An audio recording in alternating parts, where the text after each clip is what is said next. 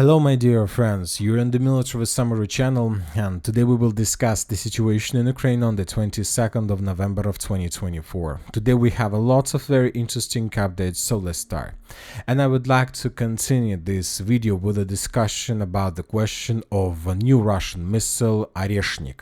So this is something obviously specific. This is something obviously unique. This is something that nobody have seen in the world before, since the beginning of the creation of the world, most likely.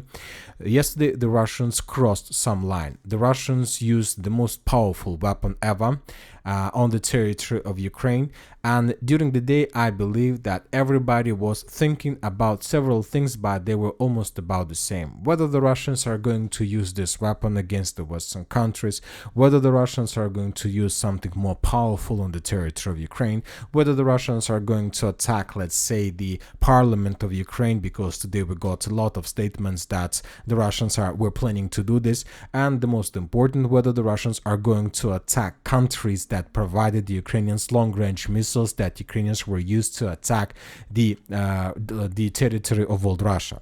Particularly, we are talking about the United Kingdom, the United States of America. As we know, Germany didn't provide Ukrainians long-range missiles Taurus, and France also didn't provide these missiles. As for now, we know for sure that most likely Ukraine has at least 38 missiles of Storm Shadow, because the United Kingdom provided these missiles Ukraine 50 missiles before all these things start happening. The Ukrainians used at least 12 missiles on the territory of Kursk region, so there are still more 38 missiles left. But during the previous 24 hours the time was passing, the discussions were passing, the thoughts were passing, and during the previous 24 hours we haven't received and Ukrainians haven't attacked the territory of Russia with even a single missile, which means that most likely the authorities of United Kingdom called Ukraine and asked them to stop, asked them to wait for a little bit. And I believe that the Western countries were shocked. The Western countries were shocked. They tried to keep some silence during the day. The NATO, the United States of America, the Germany, the France, the United Kingdom. We have just one probably report from the Polish Prime Minister. He reported that armed conflict in Ukraine is entering a decisive phase. It is difficult for me to say a few words about the situation in which we all find ourselves, because it is historical situation. The war in the East is entering a decisive phase. We all know this, Tusk said. Furthermore, as for the NATO countries, during the day we got just one statement from their side, and that was a report about an emergency meeting of the Ukraine-NATO Council, and this Ukraine-NATO Council will be held on November 26th, so several days ahead, to discuss the consequences of the use of a new Russian missile against Ukrainian military-industrial complex facility. And now, by the end of the 22nd of November of 2024, we can make first conclusions, not about the Russian weapon, because nobody knows the exact technical characteristic of this type of weapon. We can talk about this decisive moment. Once again, everybody were thinking about this probably during the previous 24 hours, and I was thinking as well, and I came to a very important conclusion that most likely the situation that we saw on the 21st of November, at least for me, reminds me the situation that took place in the late 1945, when the United States of America attacked Japan with atomic bomb. Of course, we can't compare these two things just because there are completely different numbers and casualties among civilians, and probably a lot of different aspects. But the purpose of this attack that took place yesterday and in 1945 is the same, and the purpose is to stop the escalation. Because a lot of experts are saying that Soviet Union in 1945 was planning, after the finish of war with Japan, and in the East and Far East, some experts have opinion that the Russians and the Soviet Union was planning to attack next further in the western direction, and to attack Germany, France, and to begin another war in the western part of Europe. But the Russians were stopped in 1945 just because the United States of America used atomic bomb in Japan. that stopped the escalation, and we had around 80 years of peaceful life. Yeah, there were conflicts, but there was the security guarantees, and everybody knew for sure that it's not a very good time to start any war during the previous 80 years. And now we can see the same thing. The Russians shown the world one of the most powerful weapon ever, the hypersonic ballistic missiles, long-range ballistic missiles, and we know for sure that currently the Western countries don't have air defense systems that can bring this missile down. They don't have it. So basically, it's the same nuclear weapon of 1945. It's not nuclear weapon, but it has the same purpose, to stop the Western countries from escalation. And what the Western countries and Ukraine are planning to discuss on the November 26th, it's very difficult to understand. But most likely Ukraine will be upset with the results of these negotiations, because the Western countries realize that most likely they will not be able and they will not be allowed to attack deep inside of Russia. This is the first thing. Another thing, that most likely they realize that anyway they need to continue war, and this is going to be, they will be able to achieve just one single result: to exhaust the Russians. I believe that this might be the result of talks and negotiations that is going to take place on the 26th of November. Of course, Zelensky will demand the Western countries to continue bombing and attacking the territory of Russia with long-range missiles, but most likely nobody is going to listen to him. Anyway, let's wait for additional updates, and we are entering completely different era, completely new stage of the modern history of the world, and now we'll see what is going to be next, because at least now we have some basis guarantees of security, because this Oreshnik, it's not just missile, it's not just something that similar to 1945. This is the base construction of the future guarantees, security guarantees for every single country in the world. Now let's start from the updates, and first let's return back to the city of Dnipro. Today we got reports that there were several more strikes with Iskander missile all over the entire settlement. The Russians attacked once again the industrial zones in the city, but today the Russians were attacking the city of Dnipro just with Iskander missiles. No, nothing more special or nothing more new. Now let's move to the situation on the ground, and first let's discuss the battle for the village of Velika and Vasylivka. The Russians are advancing, and during the previous 24 hours, the Russians managed to improve their position significantly, and this information was confirmed by many resources, either both pro-Russian, neutral, pro-Ukrainian, by the sources on the ground, by different military experts, and the sources are saying that currently the Russians are about to begin the clashes for this stronghold between the edge Russian positions and the village itself. Furthermore, some sources reported that the first Russian sabotage and reconnaissance group have already entered the territory of the eastern Velika and Vasylivka and trying to prepare the foothold before the regular army of the Russian forces will enter the town as well. So let's compare the map, and this is the situation by the end of the 21st of November, and this is the situation by the end of the 22nd of November. We have also geolocations that confirm additional progress. Let's take a look at this video. In this video we can see several Russian FPV drone attacks on Ukrainian edge positions, and during this video the Russians were trying to stop the Ukrainian attempts to counterattack. And in the final episode we can see Ukrainian tank and vehicle that was counterattacking the edge Russian positions, and Ukrainian vehicle was damaged and destroyed exactly in this point. Ukrainians were trying to land exactly in this intersection of two lines and to attack the Russian forces, but were defeated.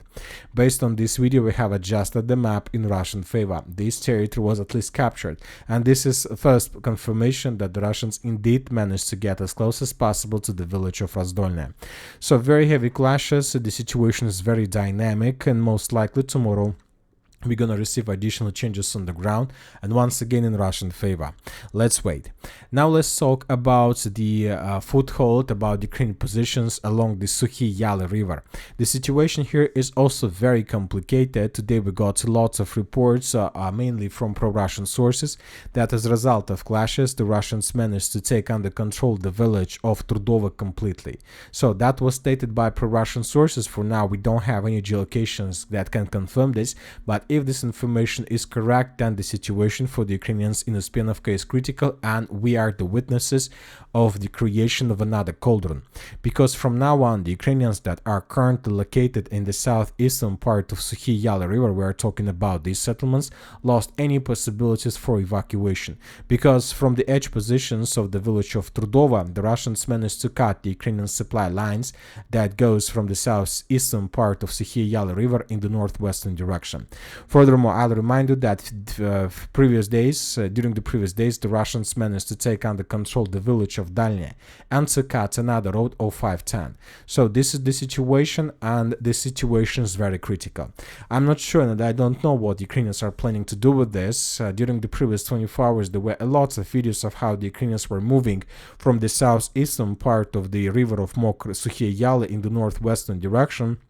Lots of vehicles were running between settlements, probably trying to evacuate wounded or to bring additional munition or something like this, but the Russians were hunting and destroying everything. So now the Ukrainian losses during the redeployment along these roads between the settlements is coming to 100%. The situation is critical. Tomorrow, I believe we're going to start receiving first updates about real cauldron, and more sources are going to confirm this. Now let's move further. We got also the video how the Russians were attacking the village of Ilinka. I'll remind you that according to the units of the 79th Brigade, the village of Ilinka was already captured by the Russians several days ago, but just now we start receiving videos of how the Russians were approaching to the village. We don't have any geolocation from inside the settlement, but we have a lot of geolocations that confirm Russian control over at least this barrack. So, which means that most likely the edge Russian forces are already on the territory of the settlement. So let's wait for several days, and obviously this information will be confirmed. The northern Kharkiv direction, the northern Kurakhove direction, we have changes on the ground. The Russians, as I see, a little bit were slowed down. I'm not sure the reason why the Russians reduced their activities in the northern Kurakhove direction. Maybe the Russians are waiting the end of battle for Uspienovka. Maybe there are significant changes on the ground, but neither the Russians nor the Ukrainians are providing them, because after the fall of Nova Ilinka and Ilinka, the Russians are not trying to attack the Ukrainian positions along the railways. The Russians are not trying to improve their positions in the vicinity of Solntsevka, and this is very weird and very interesting. Maybe the Ukrainians managed to redeploy the significant number of forces and to stabilize at least this flank. Currently it's very difficult to understand, but obviously during the next several days we're gonna find answer to this question. Anyway, this will not change the entire picture of the battle for Kurakhove. The Ukrainians most likely would be forced to fall back within the next 72 hours, and this will not change. This will give just additional day maybe for the Ukrainians to save as many as possible personnel and to evacuate as many as possible military assets. Now let's talk about Novodmitrivka. Today, the Ministry of Defense of Russian Federation reported that as a result of clashes, the Russians managed to take this village under complete control. We had lots of flags and videos from the side, from inside of the village during the previous weeks, but we colored this territory just for 80%. And today, according to the report of Ministry of Defense, we have adjusted the southwestern part of the settlement and the northern farms. And anyway, also about this direction, I also have lots of doubts and lots of questions about the Russian progress in the western direction. Yes, the Russians managed to take the village of Novodmitrivka under complete control. We have reports from the Ministry of Defense. We have reports from the Ministry of Defense and a lot of geolocations from the village of Novoalexeyevka, so we have no doubts. But I still have doubts about the Russian progress along this dense network of the fortifications. It looks like the Russians haven't captured these territories. Most of the mappers have adjusted their maps in Russian favor along this dense complex network of the fortifications, but the geolocations and the Ministry of Defense report tell us that the Russians most likely are trying to take this territory in pincers from the north and from the south, and maybe the Ukrainians still have their presence in these fortifications, and the Russians are trying to move further in the direction of the village by the name of Zorya, and of course in the direction of the village by the name of Pushkina. If the Russians can take under control both villages, then most likely the Russians will be able to encircle a very big group of forces forces of the armed forces of Ukraine in this area and to create another cauldron. So once again, these territories with the fortifications according to different mappers under complete Russian control, but I would like to remind you that since the beginning of battle for this territory we haven't received even a single video that can confirm Russian control over this territory, and this is very weird. Now let's talk about the Selydove direction. The Russians continue advancing along the railways. Currently they are focused on developing their foothold to the north and to the south, and now the main purpose and the main task for the Russians is to take under control the village of Pushkina and to finish the battle for the northwestern flank of Selydove. So they try to maintain the line of combat contact just basically by shortening it, reducing additional forces that can be used on any other direction, for example between Mirnograd and Novgorodovka. As for this area, this is the most difficult part of front line for the Russians because the Ukrainians almost every single day counterattack the Russian force and Russian positions, and as I understand, as a result of last counterattack, the Ukrainians managed to take under control the positions, at least in the stronghold between the Promin, Mirnograd and Novgorodovka itself. So we have adjusted the map in Ukrainian favor based on the video that was published by the Ukrainians. They attacked the stronghold and captured at least the northwestern part. Maybe the Ukrainians managed to secure the entire stronghold, we don't know for sure, but we need for this to adjust the map in Ukraine favor, we need additional geolocations. As for the Torez direction and as for the Chasiv Yar direction, nothing special during the previous 24 hours, just the regular things, artillery duels, the work of sabotage and reconnaissance groups without any geolocations that can confirm additional progress either of Ukrainians and the Russians. So which means that either there is an operational pause or there are very heavy clashes and the battle for initiative, and currently neither the Russians nor the Ukrainians can take the initiative in their hands. Now let's talk about the Selydove and the South and Kupiansk direction. We continue receiving very interesting details from this territory. The Russians are preparing themselves before the final offensive operation in the direction of Liman. Most likely during the winter military campaign, the Russians will attack the city of Liman with the purpose to take the settlement under complete control. Why is that? I made this conclusion based on the videos that we were receiving since the beginning of November. First, let's take a look at this video to the south of the settlement by the name of Yampol. In this video, we can see how the Russians, as a result of reconnaissance operation, managed to discover the concentration of Ukrainian forces on the territory along the Seversky Donetsk-Donbass canal, and then the Russians began bombing the Ukrainian forces with the Tornado S system with a cluster, probably a warhead.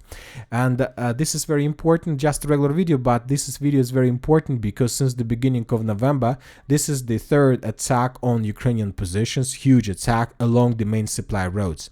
So as you can see, this base in the village of Ozernya was located on the one of the main supply roads between the Sivers direction and the southern Kupiansk direction, and the Russians destroyed that base. In this video, a little bit in the eastern direction, we can see the Russians destroyed pontoon bridge also during the November months.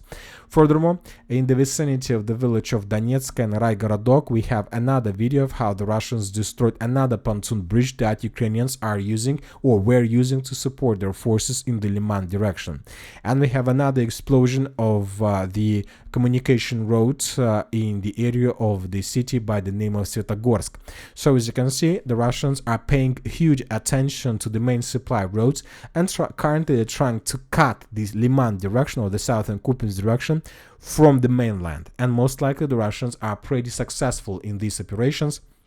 Ukrainians now can't use the river Seversky Donetsk to cross the area because the water is very cold and it's very difficult to supply forces in the southern part of Kupiansk, and this is a very big and very good opportunity for the Russians to finish the battle for the southern Kupiansk direction once and for all. As for the northern Kupiansk direction, very difficult and very complicated situation in the northern part of Kupiansk. We don't know exactly what is happening there. We stopped receiving updates from this part of the front line probably several days ago, maybe a week ago, when the Russians captured the northeastern part. After that, nothing more. Maybe the Russians are regrouping, reinforcing their positions. We don't know for sure.